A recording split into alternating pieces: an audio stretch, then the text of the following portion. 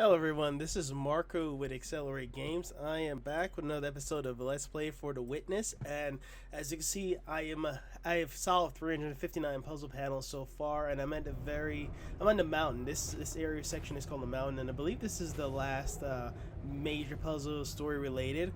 So before we get started, I'm gonna look around a little bit. There are some pretty interesting. We do have some environmental things you can do right here, which is pretty cool. I'm not sure what this does, but I don't want to get started in the main puzzle right now. I kind of want to look around and see what we can do. I know there's a couple things.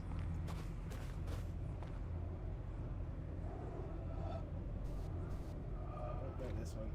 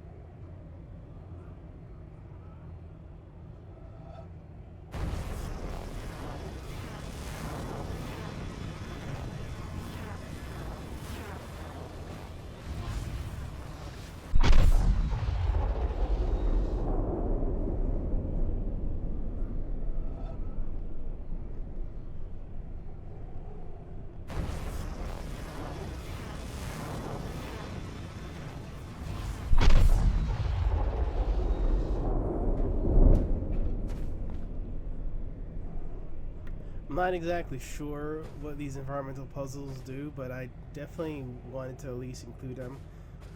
I've been testing them out and nothing seems to happen from them, but it's a good, good to know that in case you wanted to see. Alright, so let's get started. And as I expect, this is the last one for the main storyline or lack thereof storyline, where it's pretty much everything puzzle you've encountered so far. Can I move this guy?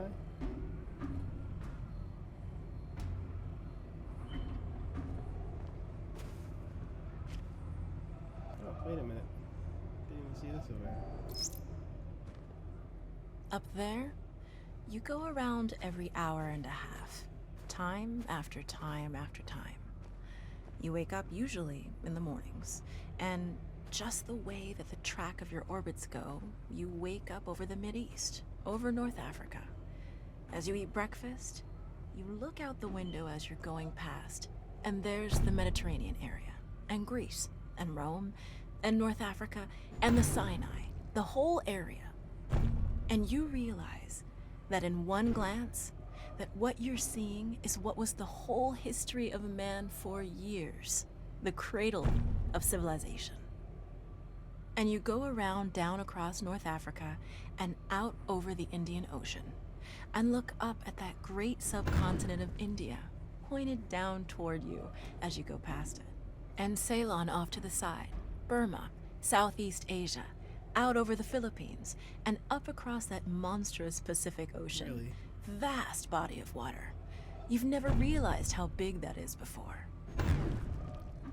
And you finally come up across the coast of California and look for those friendly things. Los Angeles and Phoenix and on across El Paso. And there's Houston. There's home. And you look and sure enough, there's the Astrodome. And you identify with that, It's an attachment. And down across New Orleans and then looking down to the south and there's the whole peninsula of Florida laid out. And all the hundreds of hours you spent flying across that route, down in the atmosphere, all that is friendly again. And you go out across the Atlantic Ocean and back across Africa. And you do it again and again and again. And that identity that you identify with Houston, and then you identify with Los Angeles, and Phoenix, and New Orleans, and everything. And the next thing you recognize in yourself is you're identifying with North Africa. You look forward to that. You anticipate it. And there it is. That whole process begins to shift of what it is you identify with.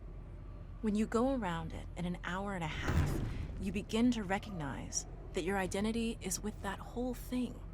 And that makes a change. You look down there, and you can't imagine how many borders and boundaries you crossed again and again and again. And you don't even see them. At that wake-up scene, the Mid-East, you know there are hundreds of people killing each other over some imaginary line that you can't see. From where you see it, the thing is a whole, and it's so beautiful. And you wish you could take one from each side in hand and say, look at it from this perspective. Look at that. What's important? And so a little later on, your friend, again those same neighbors, another astronaut, the person next to you goes out to the moon. And now he looks back and sees the Earth not as something big where he can see the beautiful details, but he sees the Earth as a small thing out there. And now that contrast between that bright blue and white Christmas tree ornament and that black sky, that infinite universe, really comes through. The size of it, the significance of it, it becomes both things. It becomes so small and so fragile, and such a precious little spot in that universe that you can block it out with your thumb. And you realize that on that small spot, that little blue and white thing is everything that means anything to you. All of history and music and poetry and art and war and death and birth and love, tears, joy, games, all of it is on that little spot out there that you can cover with your thumb. And you realize that that perspective, that you've changed, that there's something new there. That relationship is no longer what it was. And then you look back on the time when you were outside on that EVA and those few moments that you had the time because the camera malfunctioned, that you had the time to think about what was happening. And you recall staring out there at the spectacle that went before your eyes. Because now, you're no longer inside something with a window looking out at a picture. But now you're out there. And what you've got around your head is a goldfish bowl, and there are no limits here. There are no frames. There are no boundaries. You're really out there, over it, floating, going 25,000 miles per hour, ripping through space, a vacuum, and there's not a sound. There's a silence, the depth of which you've never experienced before.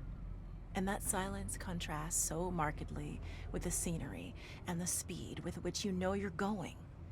That contrast, the mix of those two things, really comes through. And you think about what you're experiencing and why. Do you deserve this? This fantastic experience? Have you earned this in some way? Are you separated out to be touched by God to have some special experience here that other men cannot have? You know the answer to that is no. There's nothing that you've done that deserves that earned that. It's not a special thing for you. You know very well at that moment, and it comes through to you so powerfully that you're the sensing element for man. You look down and see the surface of that globe that you've lived on all this time, and you know all those people down there. They are like you. They are you. And somehow you represent them when you are up there. A sensing element, that point out on the end, and that's a humbling feeling. It's a feeling that says you have a responsibility. It's not for yourself. The eye that doesn't see does not do justice to the body. That's why it's there. That's why you're out there. And somehow you recognize that you're a piece of this total life. You're out on that forefront and you have to bring that back somehow. And that becomes a rather special responsibility. It tells you something about your relationship with this thing we call life. And when you come back, there's a difference in that world now. There's a difference in that relationship between you and that planet, and you and all those other forms of life on that planet, because you've had that kind of experience. It's a difference, and it's so precious. And all through this, I've used the word you because it's not me. It's not Dave Scott. It's not Dick Gordon, Pete Conrad, John Glenn. It's you. It's us. It's we. It's life. It's had that experience. And it's not just my problem to integrate. It's not my challenge to integrate, my joy to integrate. It's yours. It's everybody's. Russell Schweikart, 1975.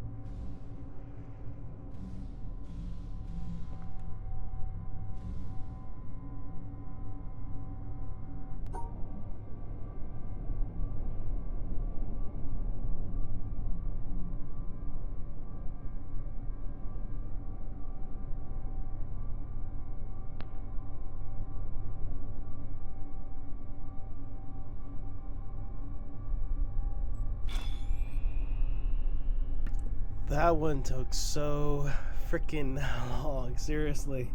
That one, wow.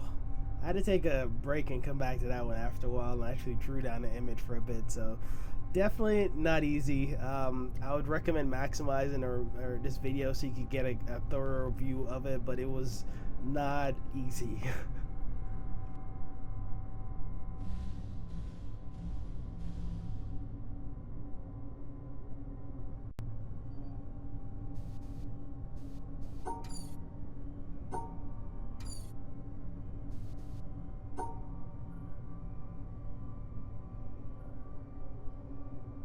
Alright.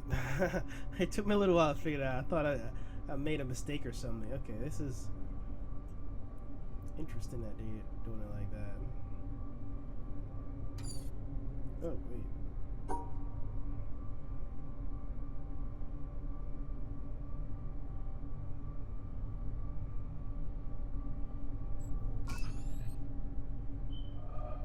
Okay, wow.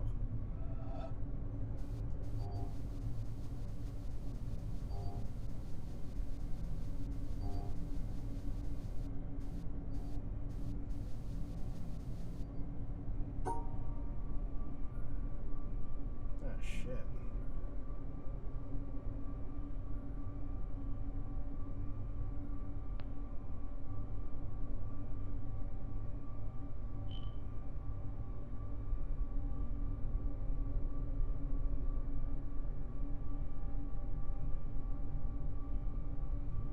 Mm.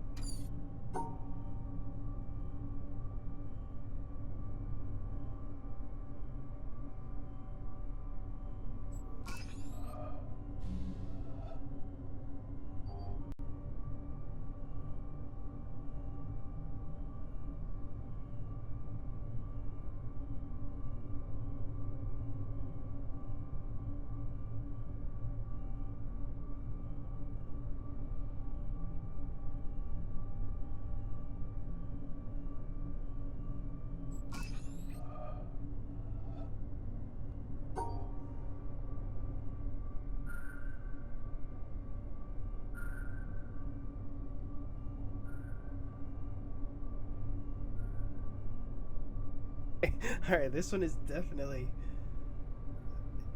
When I go to the right, it goes much faster. And I go to the left, it slows down. Man, that is... Wow. I got so dizzy from this one.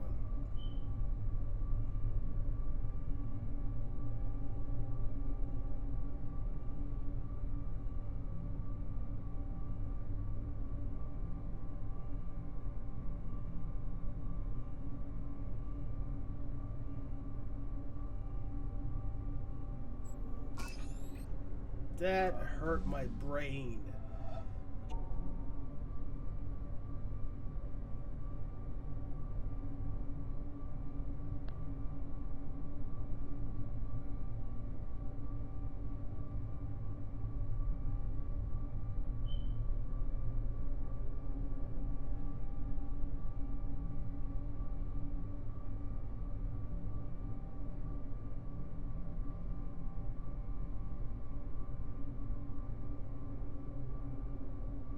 Holy smokes. Ah, wow.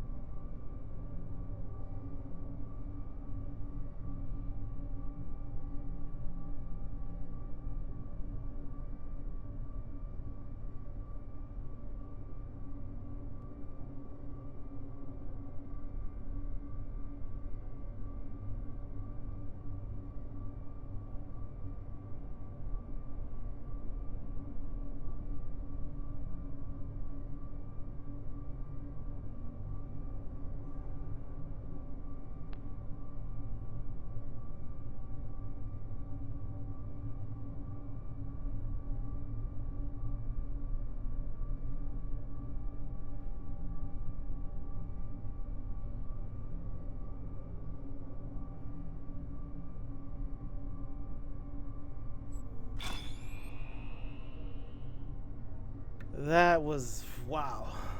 It took me over almost an hour just to really get at it. The spinning kept making me dizzy. Wow. That was ouch. My brain needs a vacation after that one. Alright, where are we?